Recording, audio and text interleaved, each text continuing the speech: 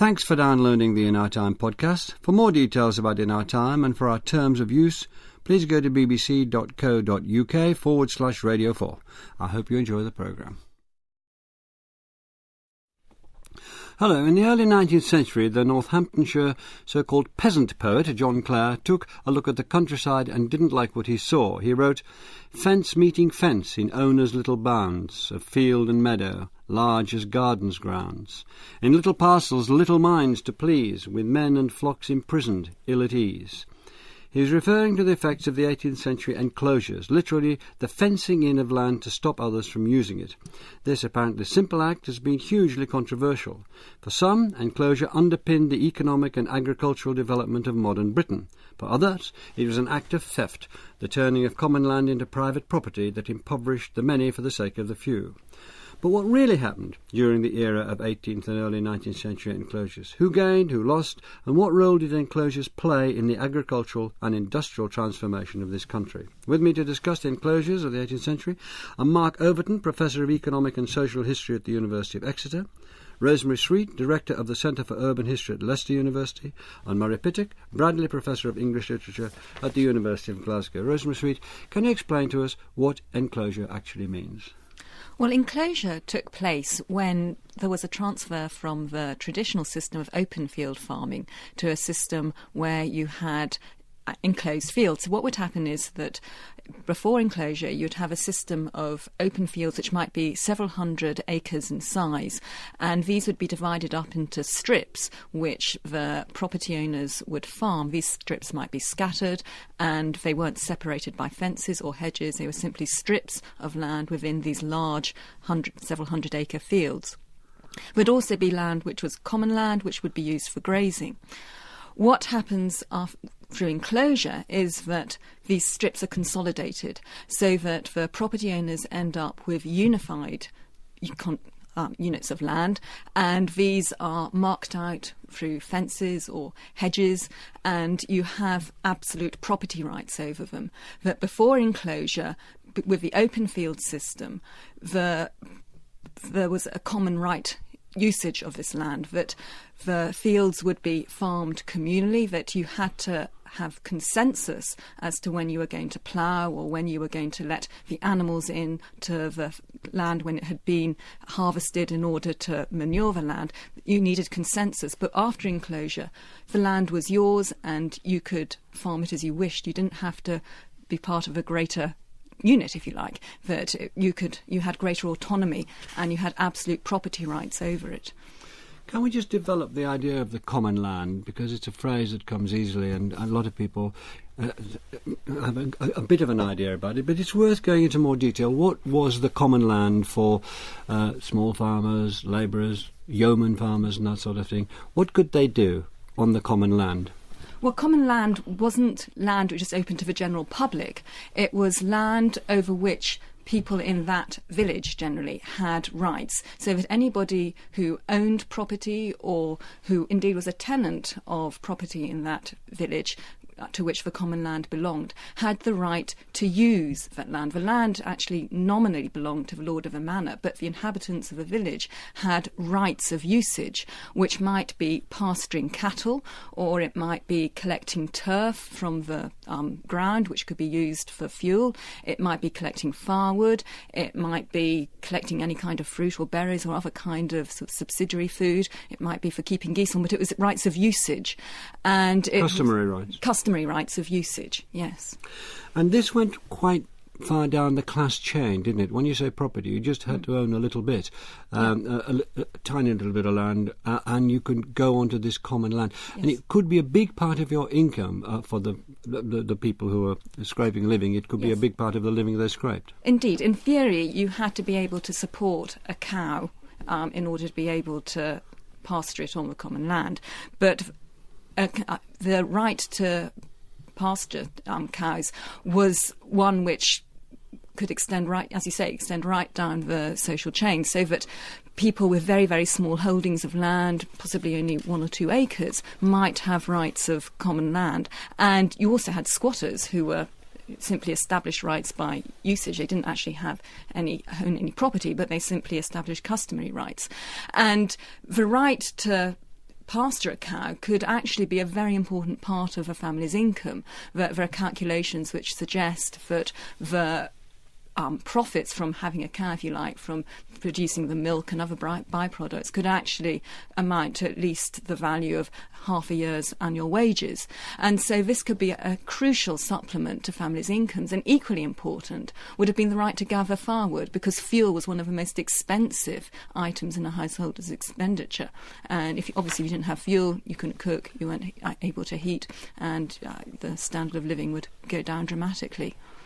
Murray Piddock, so if an 18th century village were to be enclosed, now we must make it clear that by 1600 about half the land in this country was enclosed, and a bit more was enclosed in by 1700. But in the 18th century, something different came in. Parliament came in.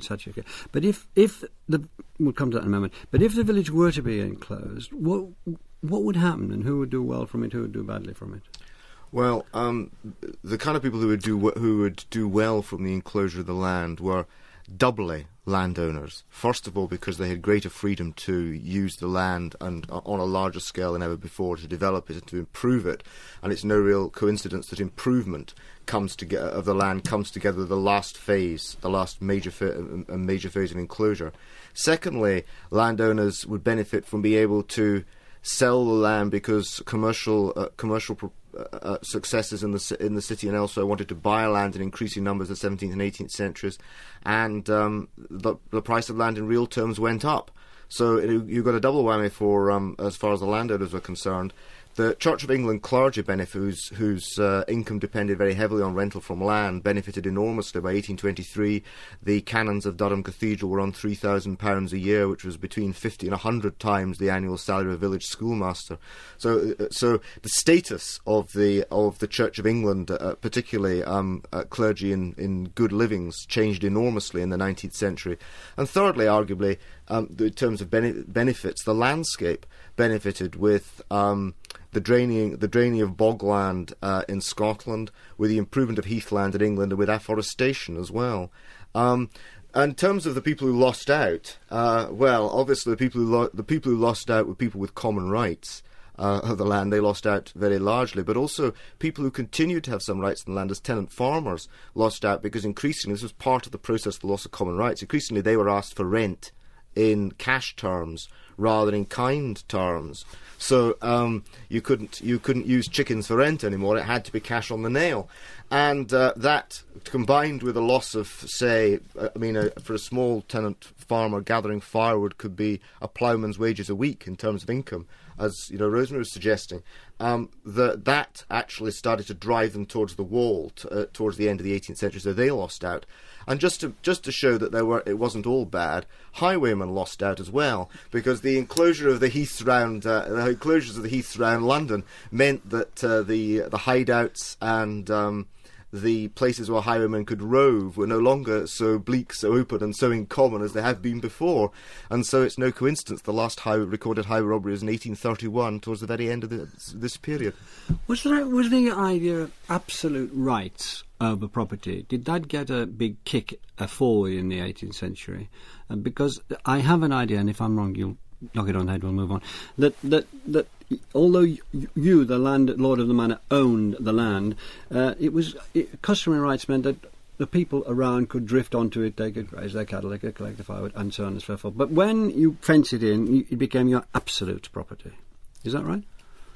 Broadly speaking, that is right. Yes, I mean, I think sometimes you needed an act of Parliament. Sometimes you really need to enforce the rights. Sometimes you need the agreement, certainly the 1760s, the agreement of those with common rights to the land. But the trouble was actually that in the 18th century, the increasing number of squatters, and it was sometimes hard to know who had common rights in certain places. So you do get a stronger sense of absolute ownership, and you also get a sense, since many of the rights were customary, it was difficult to prove them. And so they weren't written down. Not always, no. Yeah, and that proved to be, when Parliament started to move in, that proved to be a severe disadvantage. It is a critical phase. Yeah, it is a disadvantage. Mark Overton, let's just keep talking about enclosure. We'll come to it.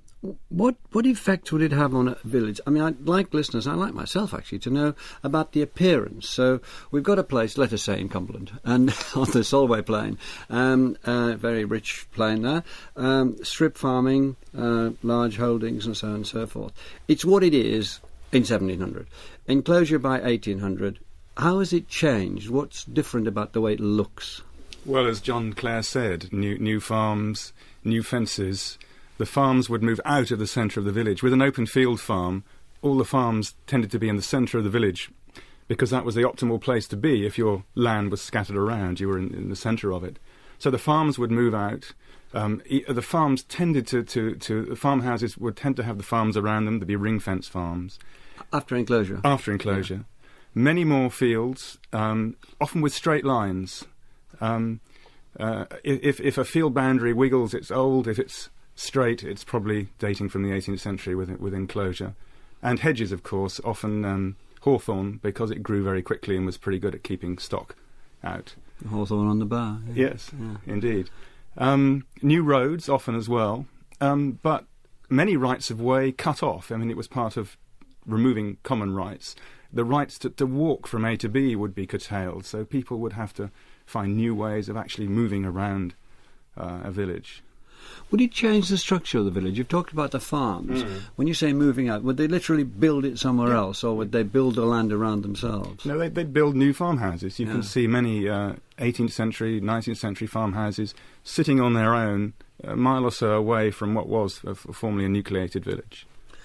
And what would happen to the nucleated village? Would that change at all, or would that decay? What would happen there? Wouldn't necessarily decay. It's just that the farmers would move out of it. I mean, there would still be church, pub, whatever in the village. Excuse me, sorry. What social effect did this have? I mean, the way that people related to each other, to use that's rather not a word I like. But anyway, there you go. What would happen there? Well, just by changing the layout and the geography of the village, you can imagine that it would change the nature of social interaction. And one feature of open field farming was that farmers did lots of things together. And certainly they had to make decisions about what to do when. And so running an open field village involved a lot of sitting around, talking, negotiating, arguing, working out what was the best way to do things. To do what? Just be more specific, please. When do we throw the cattle onto the open fields after the harvest? When do we break open the meadows and put the animals onto them? These are sort of strategic farming decisions that were made cooperatively. So it's cooperative, not a commune, but it's a cooperation. No, it's not a commune, but they have to decide together to do things because the land is so intermixed. One person really can't do his own thing. So three strips, adjacent strip belong to Mr. A, Mr. B and Mr. C. Yeah. Exactly. Yeah. And then that changed? Yes, that changed so that farmers were essentially farming on their own. They were making their own decisions. They were deciding what to do, and they weren't bound by the village consensus as to what they could do when. Would this have been thought at the time as a massive upheaval? Did it happen quickly? Did it happen gradually over the 100 years of the 18th century? It had started before. We've already rather briefly established that. It'll go on a bit into the 19th century. But would people living through that be aware of an upheaval? Yeah, it was not quite overnight, but over a period of 2 years. Yeah. Because given that you've got to keep producing food, given the land's got to be used, you've got to really do it quite suddenly. But it wasn't necessarily new or unprecedented because enclosure only affected certain parts of England. There were certain counties, such as Kent, for example, which had never had enclosure and where this way of farming was the norm. Can I come back to you, Murray Piddock? Enclosure wasn't new, as Mark said, but what's distinctive about enclosure in the period we're talking about is the involvement of Parliament and the Enclosure Acts. Can you describe the relationship between Parliament's interventions here and land ownership? Well, I think that one of the crucial things is that land ownership is intimately connected to parliamentary representation, and sometimes it's the same people who are involved. And one of the features of that is that there's a spine of control in English society, you can argue, which runs right from the fact that the ownership of land which has got a capital value is an easier way to access becoming a justice of the peace than having a significant income, which is well in excess of the income that could be produced from the capital value of that land. So land is the way to authority. Land is the way to authority, which is why it's prized. People want to buy it, but it also that means that the JP is a landed person, tends to be a landed